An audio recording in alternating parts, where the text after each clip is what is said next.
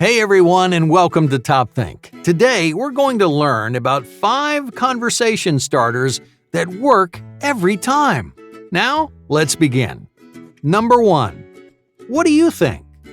Sometimes the simplest questions make the best conversation starters, especially when you let someone else step into the spotlight. This trick is really simple. Just think of a question. Yeah, any question. You might be wondering, how much would it cost to host your own event? Or maybe you're looking at a couple of pictures on your phone and you want to know which one looks better. Your question could be long or short, simple or complicated. It doesn't really matter because the question itself is just a tool that you can use to get the conversation rolling. For example, a new conversation might go something like this. After listening to a keynote speaker, imagine you're sitting in the audience, waiting for the next lecture to start. You notice someone sitting quietly next to you, so you decide to get a conversation going. You turn to them and you say, "I thought that speaker was really great. What did you think?" The key to this technique isn't the subject you're talking about, it's the way you say it. Jumping back to our example, you could have said, "Hey, what did you think of that speaker?" And it might have worked, but expressing your own opinion first sets the tone. Imagine if you asked them for their opinion and it was completely different from yours. Maybe they hated the speaker and they thought the whole presentation was a mess. If your opinions directly oppose each other, things are going to get awkward really fast. So that's why you tell them your opinion first. In one sentence, you introduce something to talk about, and you set the tone for the entire conversation, which makes the next part even easier. Just follow up with, "What do you think?" With that question, the ball is in their court. You've given them a starting point, and you've told them that you want to hear their opinion. So no matter who you're talking to, they'll feel comfortable talking back. Number 2. Franklin's favors. In the 1700s, Ben Franklin discovered a foolproof way to start a conversation and immediately get on anyone's good side. All you have to do is lead with a simple favor. Let's say you're at a networking event. You spot a stranger across the room, and you want to start up a conversation. So, what should you do?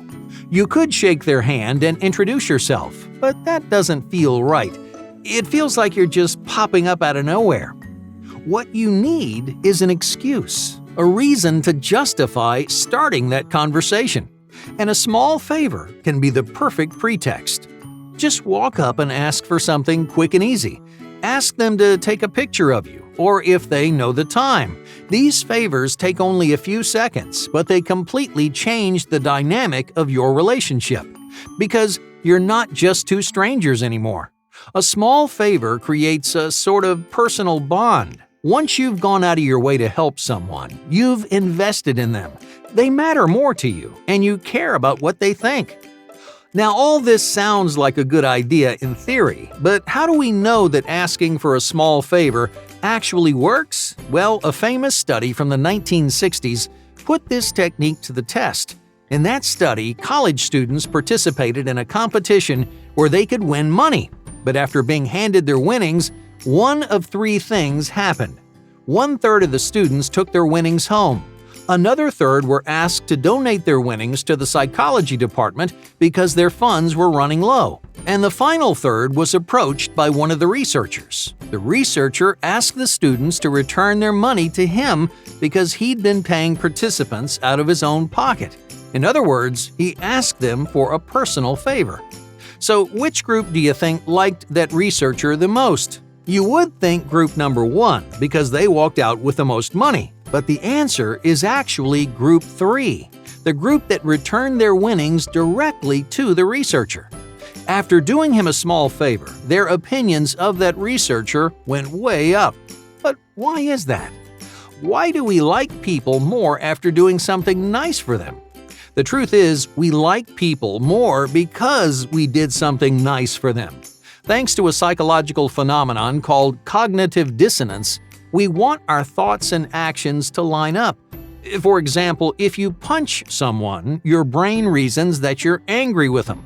You may not know why. They may have done nothing wrong, but your brain wants your mind to match your body. So when you do someone a favor, your brain makes another emotional leap. You tell yourself that you did that person a favor for a reason. You assume it's because you like that person, even if you only did something small, like tell them the time.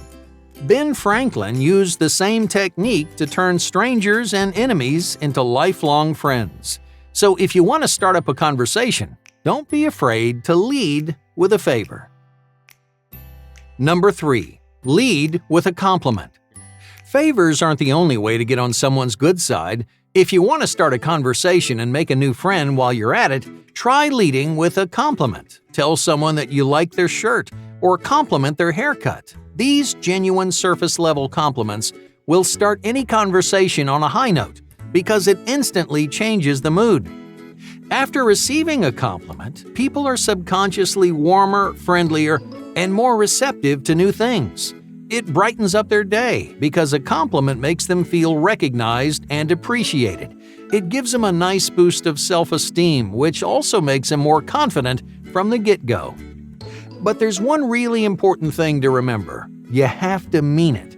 If you're going to compliment someone, don't just pull something out of thin air.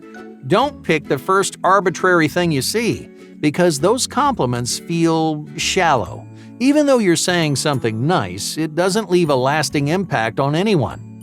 Instead, a dishonest compliment will just make things awkward. They'll think you're trying to manipulate them, and that ruins any chance of building a relationship. So take a second to think. What do you really admire about this person? What makes them stand out from the crowd? And that way, when you do start up a conversation, they'll know that you aren't just faking it. You aren't trying to pull the wool over their eyes. They'll know that you really do appreciate something about them, so they'll feel a lot more comfortable opening up. Number 4. Blast from the past. Nostalgia is a powerful tool for any conversationalist. If you're looking to meet new people, asking about their hometown is a great place to start. It's a subject that almost everyone feels comfortable with because there's really no risk involved. And not to mention, it's just fun to reminisce about the good old days. When they think back on the place they grew up, it puts them in a great mood, and it opens all kinds of new opportunities for you. There are practically limitless questions that you can ask about someone's past. Ask them what it was like to grow up in their hometown. Ask them what the weather was like in their city. Did they have crazy snowstorms? Was it over 100 degrees every single day? Each of these questions keeps the conversation rolling without getting too personal. It forges a meaningful connection without crossing the line. Because that's the one thing you don't want to do. Don't interrogate someone about their parents. Don't ask them why they moved away. If you ask these personal questions right away, they'll make people really uncomfortable. So just keep it general and keep it fun. Any blast from the past should make you remember the good times, not the bad. Number 5. Explore your environment. Finding something in common is another great way to start a conversation. That commonality creates an instant bond between you. It ties you together. It creates a mutual feeling of sympathy because you're both having the same kind of experience. But finding something in common can be a little tricky. Obviously, you just can't walk up and take a shot in the dark. Say you like mountain biking, okay? You can't just randomly ask someone if they do too, because there's a good chance they don't. Luckily, interests and hobbies aren't the only things that you two might have in common. No matter where you are, at an event, at a party, or in the grocery store, there's always one thing you have in common: your environment. So use that commonality to your advantage. If you're at a house party, talk about the house or the crowd. If you're networking at a convention, talk about the booths, the panels, or even the parking. You can start a conversation with any of these topics because everyone in the room knows exactly what you're talking about. You'll never get a blank stare, you'll never get a nervous laugh, and you'll never risk killing the conversation before it even starts. Just don't talk about your environment for too long. These conversation starters are designed to get you off the ground, but they won't keep you in the air. If you rely too heavily on any conversation starter, you'll end up suffering through a whole bunch of awkward pauses. So once you feel connected, Introduce yourself, ask another question, or make a joke. You already survived the hardest part.